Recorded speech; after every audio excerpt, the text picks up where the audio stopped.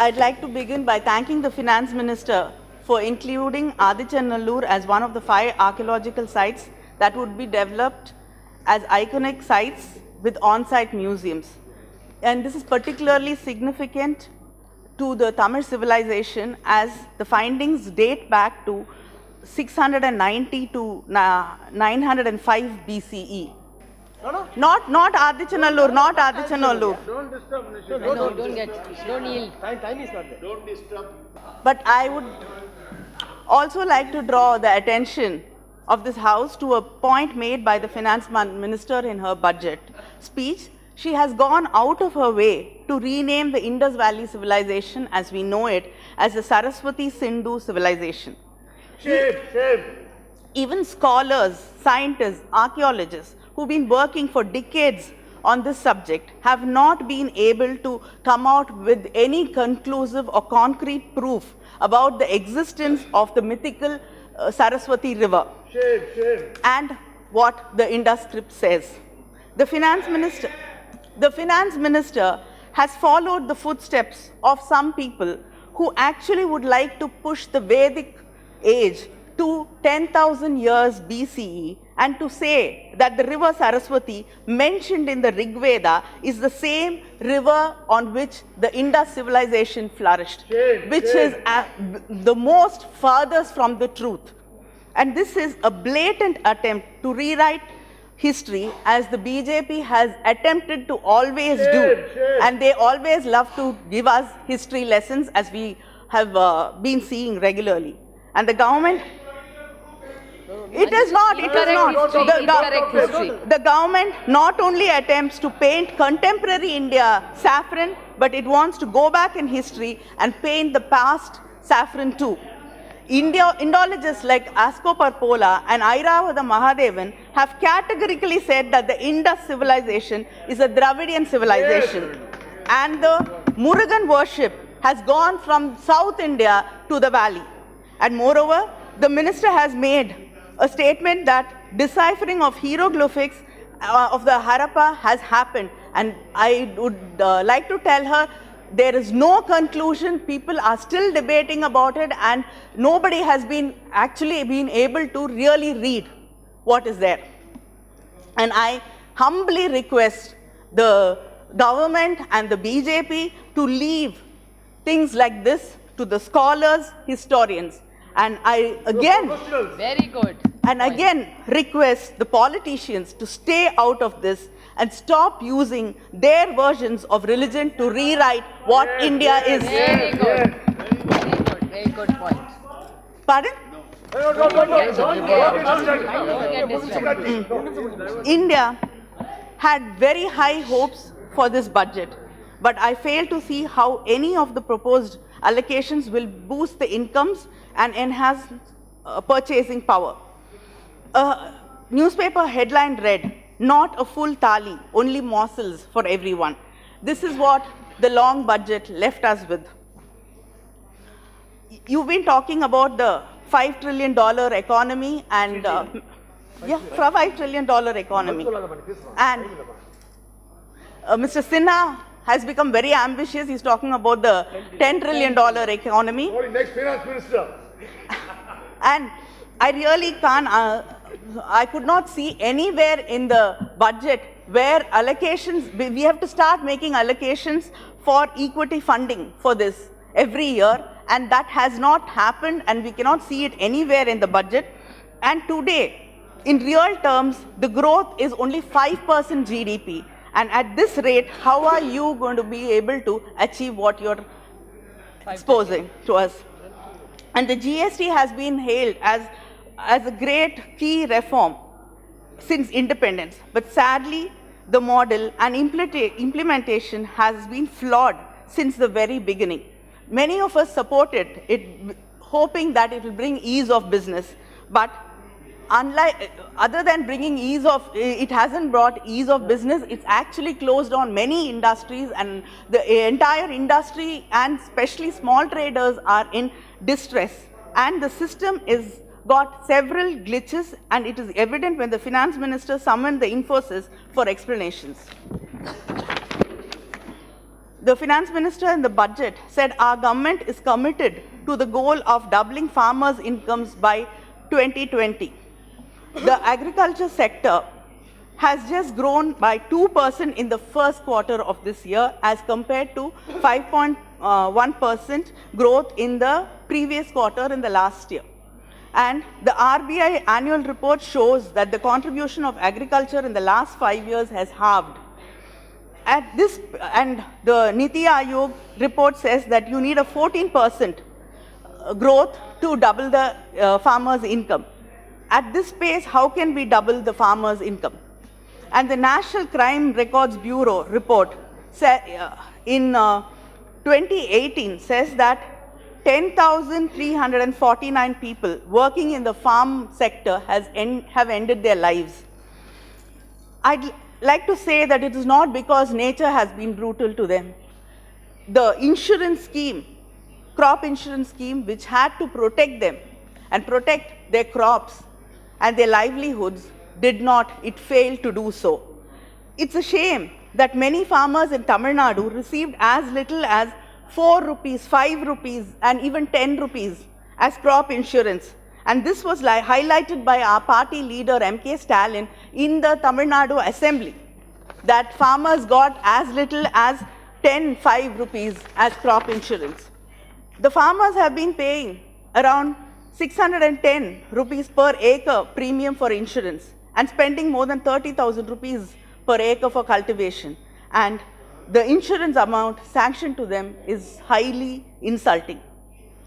3 years and 7 crop seasons after it was rolled out, the centre's flagship farm insurance scheme remains behind its own target and its outreach is as low as 26%. The least the government could have done is to provide immediate relief for the farmers by waiving off the farmers' loans, which has been their demand for a very long time, and we saw the farmers protesting in Delhi also. Were totally ignored. The UPA government in 2008 waived off more than 72,000 crores of farm loans, which provided the much needed relief to the farmers as well as the rural economy. And our friend Mr. Sinha here, he is talking about old age pensions reaching the old people all over the country. If he comes with me to my constituency, I can show him that every day hundreds of old men and women come with petitions and they're waiting, and we've been waiting for years to get their old age pensions, and I really don't know where this amazing blissful place is he's talking about. You come with me. And one of the biggest schemes that have the capacity to actually put money in the hands of the people is the Manrega. And it was mentioned here by the Congress speaker from the Congress, that Manish Tiwari ji, that there's been a steep fall in the money allocated for the Manrega. And in Manrega's financial statement as of January 26, 2020 has shown that more than 96% of the allocated money has already been spent or is needed to pay pending dues. Less than 2,500 crore is left to sustain the scheme, and nearly 15 states are already in the red. A minimum of 96,000 crores is needed to implement the Manrega in the coming year. And the national average wage of Manrega worker is around 178 per day, less than half of the 375 per day minimum wage recommended by the Labour Ministry panel. I request the government to increase the wages at least to 350 rupees. The 15th Finance Commission. DMK has always been at the forefront of the struggle for federalism and decentralization. It is entirely with this objective that I wish to highlight the unfair ways in which the 15th Finance Commission tilts the fiscal scale in the centre's favor. The 14th Finance Commission had promised that there will be incentives for the states that undertook measures to control population explosion. But the 15th Finance Commission is using demography as the sole benchmark. The 15th Finance Commission has the 2011 census as the sole criteria for the population, but has reduced the weightage of the population to 15% from the earlier 27.5%. It is extremely unjust to punish states like Tamil Nadu and the southern states that have achieved a neutral net reproductive rate targets. The 15th Finance Commission has granted 4,025 crores to Tamil Nadu for post-devolution grant. But this is only a temporary relief. We need a permanent justice to be done to the southern states which are highly affected by this. And in July 2019, the terms of reference of the Finance Commission were amended to include allocation of resources towards defense and internal security imperatives. Experts have noted that this is an unprecedented move to raise funds for the country's defense security from the states. This is erroneous and unfair as defense comes under the union government. Why should the states pay for something which comes entirely under the centre's purview unless you intend to move defense to the concurrent list? We have gone from times when the union government would finance states and incentivize good schemes. Now, the programs run by the center and state, the center has been consistently reducing its contribution, and this is very unfair. And in your budget, you had said, you always say make in India and it will create jobs. Now you're saying study in India through the INSAT. But what are we actually making? Are we making sure that people will come to India and study here? Are we making the universities safe for people to even come here? Recently, we sent back a German student who was studying in the IIT Madras because he participated in the anti-CA protests. So, and our university campuses like JNU and Jamia, the way the students were attacked, how can we convince the world community that our universities and colleges are a safe place for students to study? And I like to quote John F. Kennedy, who says, "Those who make peaceful resistance impossible will make violent revolution inevitable." Disinvestment. Listing of companies on stock exchange is discipline a company and provides access to financial markets. This is what the finance minister said in her budget. I'd like to say that actually the LIC was nationalized only because they were unfair trade practices. And that is why it became a government sector. And in 1990, the insurance sector was open to private sector, and the LIC has been doing remarkably well among the other insurance companies. There's no reason to disinvest the LIC other than the government's desperate attempt to raise money through disinvestment as they are failing in realizing tax revenue targets. And I'd like to borrow the words of Dada, who keeps saying, don't sell the family silver. That is exactly what we are doing, and these are very desperate times. And I like to say that these private companies do not have any commitment, or they're not legally bound to give reservation in their companies or industries. And the more you disinvest and the more you give away the public sector investments and companies to private, the amount of jobs given to people to rectify injustice which has been done to people for centuries, that is reservation. That has been cut drastically. And this is just not a wrong economic move to disinvest, but also it is against social justice, and it's taking away, I think you're hacking at the roots of social justice in this country by disinvesting.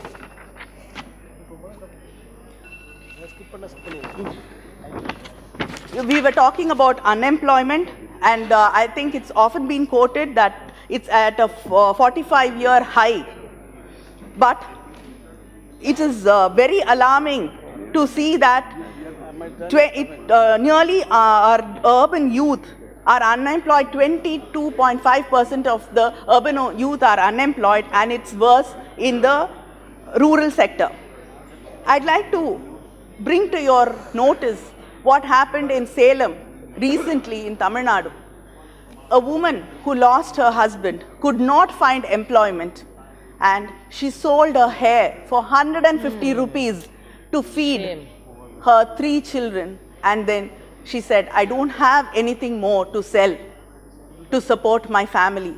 This is the state this country is, and we are talking about 10 trillion. $10 trillion economies. Yes.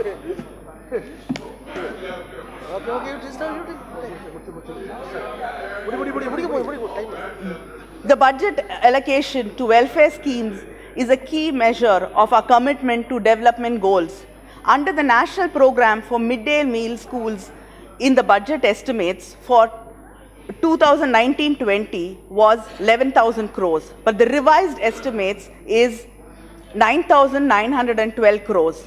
In September 2019, a journalist was booked for conspiracy after he reported that only rotis and salt are being served in a midday meal in the government school in Uttar Pradesh. In this situation, how can the government justify the 1,088 crore lesser funds for this project? And for the umbrella ICDS scheme, the BE 2019-20 was 27,584 crores, but the RE 2019-20 was 24,995. There is a decrease of 2,589 crores. This lowering of spending for the ICDs is not justified when India has the highest number of under 5 deaths, according to the UNICEF report of 2018. And I'd like to talk about the MSMEs. With the introduction of the GST and demonetization, the twin attack on the Indian economy, the MSME sectors were challenged, and according to the government policy note of Tamil Nadu, the AIADMK government, which is your ally, that Clapping. 2 minutes, sir. 2 minutes. more than 50,000 MSMEs have been closed and 5 lakh jobs have been lost. The MSMEs are reeling under the credit crunch created by demonetization. Banks are lending loans to MSMEs at a rate of 11%, and since the repayment has been computerized, even if there's a small error in repaying returns, the MSMEs are declared NPAs, and they have to clear all the dues to be declared as non-NPA. And the non-banking financial corporations are apprehensive to lend money to the MSMEs and charging an interest rate of 15 to 17%, which is too high. And the debt service coverage ratio parameters, which is used to assess the ability to repay the loans by the firm, is the same for the MSMEs and the corporates. This should be rationalized according to the needs of the MSMEs. The matchbox industry, which is particularly prominent in my constituency, Thoothukudi, they've been demanding that the GST for matches to be reduced from 18% to 5% because they are partly handmade. I myself have written to the finance minister, and they've also come and met you and requested you to give them a reduction in the GST. I request the finance minister to kindly consider this, because the entire sector is in distress and they are closing down.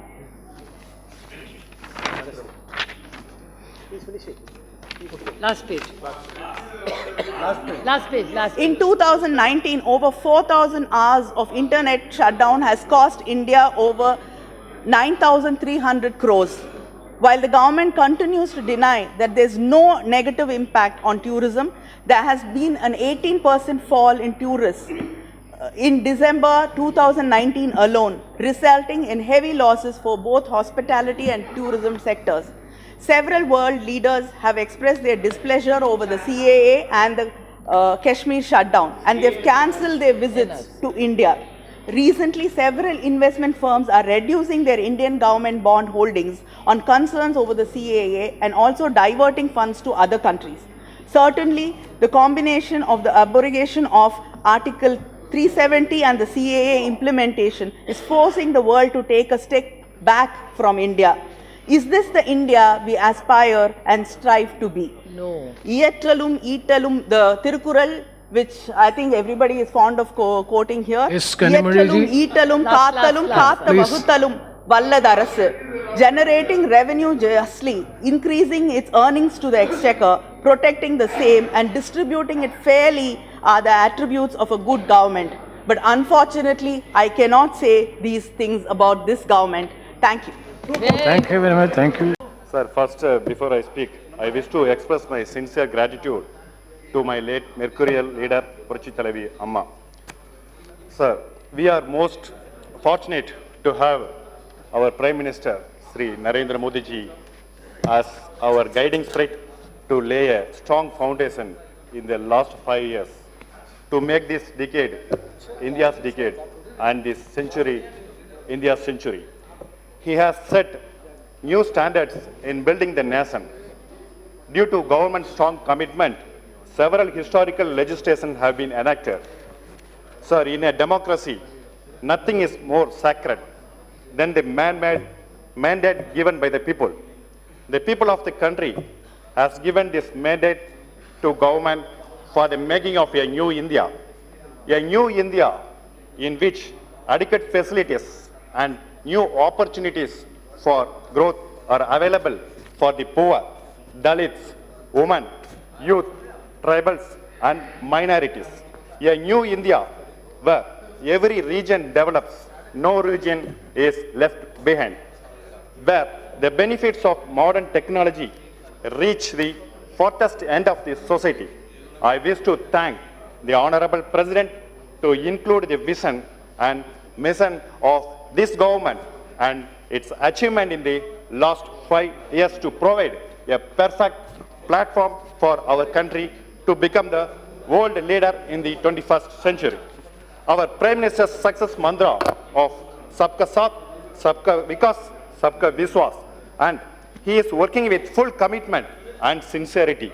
The providing of free gas connection to 8 crore rural poor women's houses to 2 crore rural and urban poor, bank accounts to about 38 crore poor, free treatment facilities of up to 5 lakh to 50 crore people, and also free electricity connections to over 2.5 crore is a Herculean task achieved through our Prime Minister's sheer commitment and willpower. Sir, the abrogation of Article 370 and Article 35A of the Constitution by 2/3 majority in both the Houses of Parliament is not only a historical but also paved the way for equitable development of Jammu and Kashmir and Ladakh. For this, I wish to thank our Prime Minister and also our Home Minister. Sir, in order to ensure the availability of sufficient quantity of potable drinking water to each rural household in the country, the government has launched the Jal Jeevan Mission. In the coming days, 3,60,000 crores will be spent on this scheme. This will be one of the greatest achievements of the independent India. The government has launched the Atal Bhujal Yojana with special focus on 7 of the most vulnerable states of the country where the groundwater level is depleting rapidly. In this regard, I wish the government would take care of each and every people of my state, Tamil Nadu, to get their per capita share of water for both drinking and irrigation. And also, special request to the Union government, an unprecedented increase in Hajj quota was made by Saudi Arabia, as a result of which a record 2 lakh Indian Muslims performed the sacred Hajj Yatra. India is the first country where the entire process of Hajj pilgrimage has been made digital and online. The government is also undertaking 100% digitalization of work properties across the country so that these properties can be utilized for the welfare of the Muslim community. I thank the Honorable Prime Minister for highlighting the achievements of the government. And Prime Minister Kisan Samman Nidhi, more than 43,000 crore has been deposited in the bank accounts of more than 8 crore farmers' families. In January this month, the government has created a record by transferring 12,000 crores to the bank accounts of 6 crore farmers simultaneously. And the government of Tamil Nadu has also initiated such Please financial assistance to the farmers. 2 minutes. Farmers of the state and have successfully implemented the schemes of the union government. Ravindranath, please conclude. 2 minutes, I conclude. No, 2 minutes. Tamil Nadu is second to none when it comes to follow and implementing the development and welfare schemes of the farmers. And also, I am very much proud of to say that my state of Tamil Nadu has been chosen for the central government Krishi Karman Award. It is been noted that during the past 8 years, my ADMK regime has bagged this award 5 times, for which the Agriculture Department of our union government has congratulated the state government under the leadership of our Chief Minister and Deputy Chief Minister of Tamil Nadu. Yes. And also I conclude, sir, with this point. And also, through this, I wish to thank our Honorable President and Honorable Prime Minister Sri Narendra Modi ji for giving this wonderful platform for us to come together to create the new India. Let us together make a new India and make India the world superpower. Thank you, sir. Thank you.